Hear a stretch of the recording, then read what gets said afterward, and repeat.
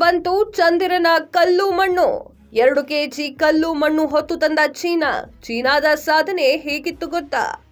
ವಿಶ್ವದ ಹಲವು ರಾಷ್ಟ್ರಗಳು ಯುದ್ಧದ ಬಗ್ಗೆ ಯೋಚನೆಯನ್ನ ಮಾಡ್ತಾ ಇದೆ. ಯಾವಾಗ 3ನೇ ಮಹಾಯುದ್ಧ ನಡೆಯುತ್ತದೆಯೋ ಅಂತ ಹಲವರು ಭೀತಿಯಲ್ಲಿ ಇದ್ದಾರೆ. ರಷ್ಯಾ, ಅಮೆರಿಕ, ಉತ್ತರ ಕೊರಿಯಾ ಸೇರಿದಂತೆ ಹಲವು ರಾಷ್ಟ್ರಗಳು ಶಸ್ತ್ರಾಸ್ತ್ರಗಳ ಸಂಖ್ಯೆಯನ್ನ ಹೆಚ್ಚು ಮಾಡ್ಕೊಳ್ತಾ ಇದ್ದಾರೆ. ಆದರೆ ಡ್ರ್ಯಾಗನ್ ರಾಷ್ಟ್ರ ಚೀನಾ ಸದ್ದಿಲ್ಲದೆ ಸಾಧನೆಯನ್ನ ಮಾಡಿದೆ. ಭಾರತ ಚಂದ್ರಯಾನ 3ರ ಯಶಸ್ವಿಗಾಗಿ ಚಂದ್ರನ ಮೇಲೆ ಕಾಲಿಟ್ಟಿದೆ.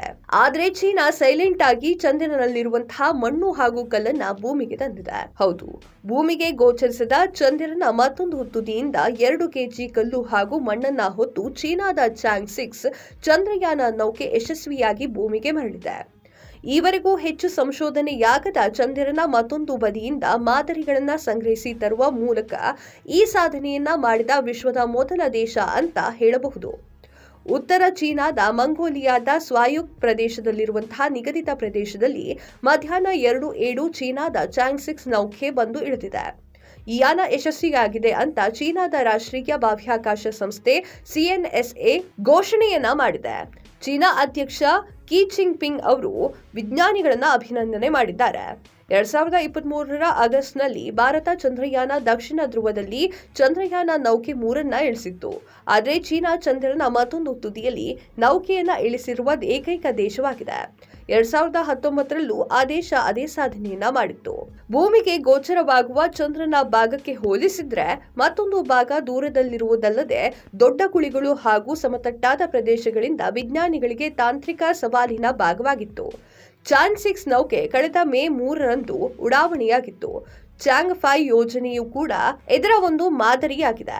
ಇನ್ನು ಈಗ ಚಂದ್ರನ ಮೇಲೆ ಇಳಿದಿದ್ದ ಚಾಂಗ್ 6 ನೌಕೆ ಚಂದ್ರನ ದೂರದ ಭಾಗದಿಂದ 2 ಕಿಲೋಮೀಟರ್ಗಳಷ್ಟು ಚಂದ್ರನ ಧೂಳು ಹಾಗೂ ಬಂಡೆಗಳೊಂದಿಗೆ ಭೂಮಿಗೆ ಮರಳಿದೆ ಅಂತ ನಿರೀಕ್ಷಿಸಲಾಗಿದೆ. ಇದನ್ನ ಅಂತಾರಾಷ್ಟ್ರೀಯ ವಿಜ್ಞಾನಿಗಳ ಪ್ರವೇಶಕ್ಕಾಗಿ ತೆರೆಯುವ ಮೊದಲು ಚೀನಾದ ಸಂಶೋಧಕರು ವಿಶ್ಲೇಷಣೆ ಮಾಡ್ತಾರೆ ಅಂತ CNSA ತಿಳಿಸಿದೆ. ಆರ್ಬಿಟರ್, ರಿಟರ್ನರ್, ಲ್ಯಾಂಡರ್ ಮತ್ತು ಆರೋಹಣವನ್ನ ಒಳಗೊಂಡಿರುವಂತಹ ಚಾಂಗ್ 6 ಇನ್ನು ಈ ವರ್ಷ ಮೇ 3ರಂದು ಉಡಾವಣೆಯನ್ನ ಮಾಡಲಾಯಿತು. ಈ ಹಿಂದೆ ಇರಿಸಲಾಗಿರುವಂತಹ ಕ್ವಿಕಿಯಾವೋ 2ರಿಂದ ಉಪಗ್ರಹದಿಂದ ಬೆಂಬಲಿತವಾಗಿದೆ ಈ ಒಂದು ಚಾಂಗ್ 6.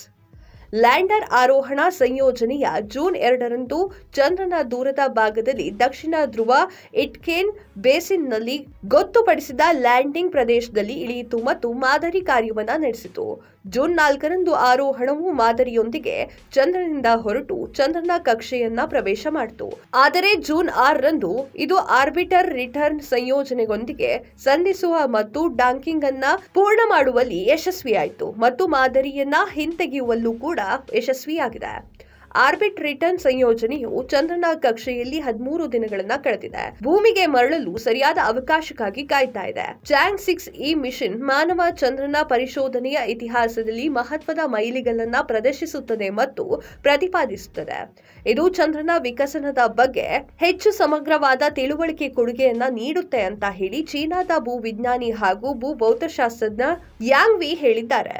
ಭವಿಷ್ಯದಲ್ಲಿ ಚಂದ್ರ ಕೇಂದ್ರವನ್ನ ಹೊಂದಲು ಚೀನಾ ಯೋಜನೆಯನ್ನ ಹಾಕೊಂಡಿದೆ. ಪ್ರಮುಖ ಬಾಹ್ಯಾಕಾಶ ಶಕ್ತಿ ಚೀನಾ ಈ ಹಿಂದೆ ಚಂದ್ರನಿಗೆ ಮಾನವ ರಹಿತ ಕಾರ್ಯಾಚರಣೆಯನ್ನ ಯಶಸ್ವಿಯಾಗಿ ಪ್ರಾರಂಭ ಮಾಡಿತು. ಚೀನಾ ಕೂಡ ಮಂಗಳ ಗ್ರಹಕ್ಕೆ ರೋವರ್ ಕಳಿಸುವವರೆಗೆ ಹಾಗೂ ಬಾಹ್ಯಾಕಾಶ ನಿಲ್ದಾಣವನ್ನ ನಿರ್ಮಿಸಿದೆ. ಇದು ಪ್ರಸ್ತುತ ಕಾರ್ಯನಿರ್ವಹಿಸುತ್ತದೆ. ಈ ಹಿಂದೆ ಚೀನಾ 2030ರ ವೇಳೆಗೆ ಮಾನವ ಸಹಿತ ಚಂದ್ರನ ಲ್ಯಾಂಡಿಂಗ್ ಯೋಜನೆಯನ್ನ ಘೋಷಿಸಿತ್ತು. ಅದೇನಾಗುತ್ತೋ ಅನ್ನೋದನ್ನ ಕಾದ್ ನೋಡ್ಬೇಕಾಗಿದೆ. ಇನ್ನು ಇತ್ತೀಚೆಗೆ ವಿಶ್ವದ ಅತ್ಯಂತ ಶಕ್ತಿಯುತ ರಾಕೆಟ್ ಅಂತ ಬಿಂಬಿತವಾಗಿರುವಂತಹ ಎಲಾನ್ ಮಾಸ್ಕ್ ಒಡೆತನದ ಸ್ಪೇಸ್ ಎಕ್ಸ್ ಸಂಸ್ಥೆಯ ಸ್ಪ್ಯಾರಿಪ್ ಗುರುವಾರದಂದು ಯಶಸ್ವಿಯಾಗಿ ಆಗಸಕ್ಕೆ ಉಡಾವಣೆಯಾಗಿದೆ. ಭಾರತೀಯ ಕಾಲಮಾನ ಸಂಜೆ 7 ಗಂಟೆ ಸರಿಸುಮಾರಿಗೆ ಸೆನ್ಸೆಕ್ಸ್ ಸಂಸ್ಥೆಯ ದಕ್ಷಿಣ ಟೆಕ್ಸಾಸ್ನಲ್ಲಿರುವಂತಹ ಉಡಾವಣೆ ಕೇಂದ್ರದಿಂದ ಉಡಾವಣೆ ಮಾಡಲಾಯಿತು. ಸ್ಪ್ಯಾರಿಪ್ ರಾಕೆಟ್ನ ಮೂಲಕ ಭವಿಷ್ಯದಲ್ಲಿ ಚಂದ್ರನ ಅಂಗಳದಲ್ಲಿ ಗಗನಯಾನಿಗಳನ್ನ ಇಳಿಸಲು ನಾಸಾ ಯೋಜನೆಯನ್ನ ಹಾಕಿಕೊಂಡಿದೆ. ಸ್ಪೇಸ್ ಎಕ್ಸ್ ಸಂಸ್ಥೆ ಇದರ ಮೂಲಕ ಮಂಗಳ ಗ್ರಹದಲ್ಲಿ ತನ್ನ ವಸಾಹತು ಸ್ಥಾಪಿಸುವ ಮಹತ್ವ ಆಕಾಂಕ್ಷೆಯನ್ನ ಹೊಂದಿದೆ. ಇದಕ್ಕೂ ಮೊದಲು ಸ್ಪೇಸ್ ಎಕ್ಸ್ ನಲ್ಲಿ 2 ಬಾರಿ ಈ ರಾಕೆಟ್ ಉಡಾವಣೆ ಮಾಡುವಲ್ಲಿ ವಿಫಲ ಯತ್ನವನ್ನ ಮಾಡಿತ್ತು.